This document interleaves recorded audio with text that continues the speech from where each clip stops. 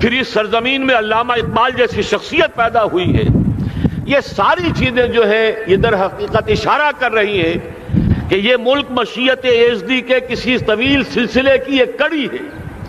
اور وہ سامنے آ گیا تھا کہ سن 47 میں یہ قائم ہوا ہے، اور پورے 9 مہینے بعد 14 اگست اور 13 مئی 14 اگست سن 47 اور 13 مئی سن 48 پورے 9 مہینے بعد اسرائیل عالم وجود میں آ گیا.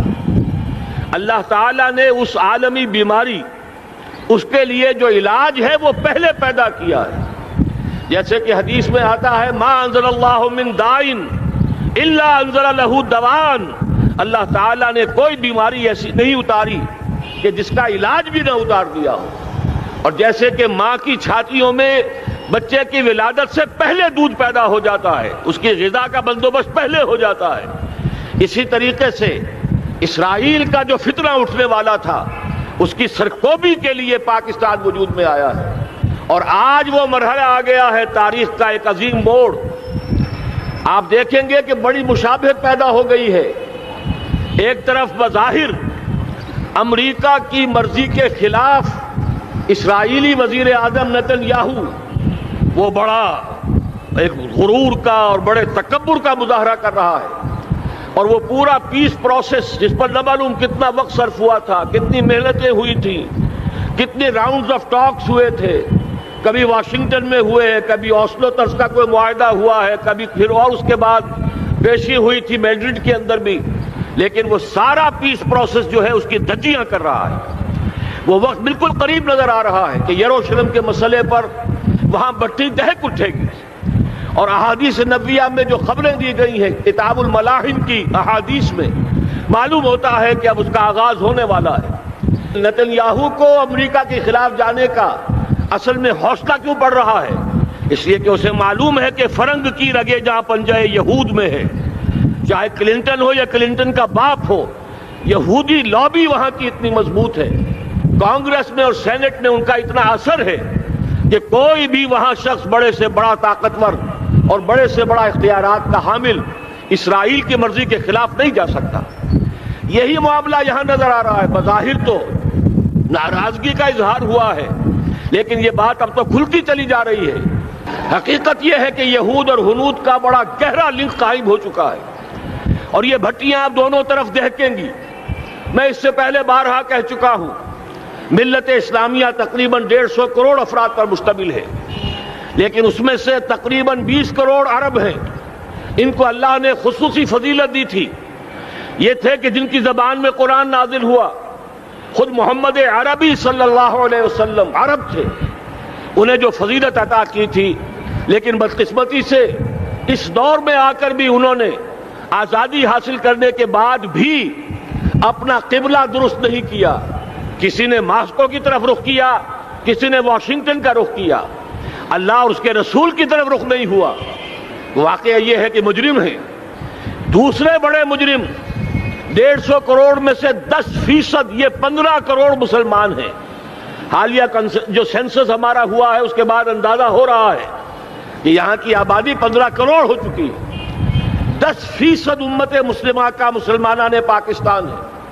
اور یہ اس اعتبار سے کہ اسلام کے نام پر ملک بنا کر نصف صدی گزار چکے، لیکن یہاں پر اسلام کا بول بالا نہیں ہوا، کتاب و سنت کی بالا دستی پر اعلان نہیں ہوا. دستور میں ساری اسلامی دفعات موجود، لیکن اس کے ساتھ ہی ایسے خلا موجود، چور دروازے موجود کہ کوئی دفعہ بھی مؤثر نہیں ہے. یہ منافقت کا پلندہ لے کر ہم چل رہے ہیں اس دستور کو، اس دستور مملکت پاکستان کو. لہذا واقعہ یہ ہے کہ یہ بھٹی جو ہے اب ہماری آزمائش کے لیے آگ آد ابراہیم ہے، نمرود ہے. کیا کسی کو پھر کسی کا امتحان مقصود ہے؟ اس لیے میں نے وہ آیت بھی آپ کو سنائی، وَلَنَّبْلُوَنَّكُمْ بِشَيْءٍ مِّنَ الْخَوْفِ وَالْجُوعِ. آج کی صورتحال پر غور کیجئے، کس درجے یہ الفاظ ہمارے جو ہیں وہ ثابت ہو رہے ہیں اور جس اپلائی ہو رہے ہیں. ایک خطرہ پیدا ہو چکا ہے. واقعہ یہ ہے کہ کوئی کرائسس ہو، کوئی خطرہ ہو، کوئی اندیشہ ہو تو قوم جاگ جایا کرتی ہے. اور اس کے بعد حقیقت یہ ہے اگر ہم نے جرأت کر لی، اور مجھے یقین ہے کہ ہو جائے گا، کچھ لیت و لال ہے، کچھ تاخیر ہے، حکومت کے کچھ اعلانات دو طرفہ سے بھی آ جاتے ہیں، لیکن مجھے یقین ہے یہ دھماکہ ہوگا، یہ مشیت ایزدی ہے، یہ شدنی امر ہے، یہ ہوگا۔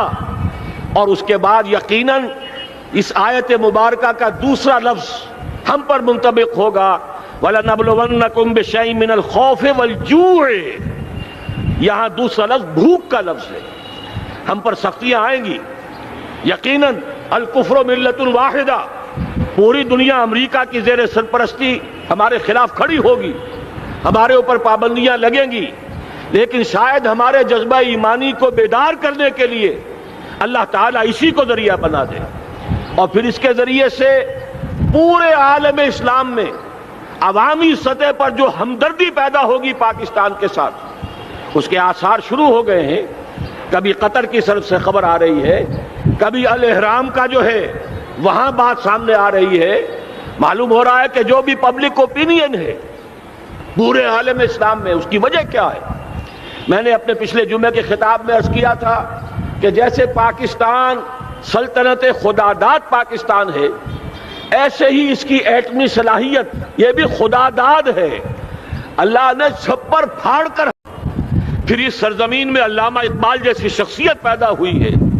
یہ ساری چیزیں جو ہے یہ در حقیقت اشارہ کر رہی ہیں کہ یہ ملک مشیت ایزدی کے کسی طویل سلسلے کی ایک کڑی ہے، اور وہ سامنے آ گیا تھا کہ سن 47 میں یہ قائم ہوا ہے، اور پورے 9 مہینے بعد 14 اگست اور 13 مئی، 14 اگست سن 47 اور 13 مئی سن 48، پورے 9 مہینے بعد اسرائیل عالم وجود میں آ گیا۔ اللہ تعالیٰ نے اس عالمی بیماری، اس کے لیے جو علاج ہے وہ پہلے پیدا کیا ہے۔ جیسے کہ حدیث میں آتا ہے ما انزل اللہ من دائن الا انزل لہ دوان، اللہ تعالیٰ نے کوئی بیماری ایسی نہیں اتاری کہ جس کا علاج بھی نہ اتار دیا ہو۔ اور جیسے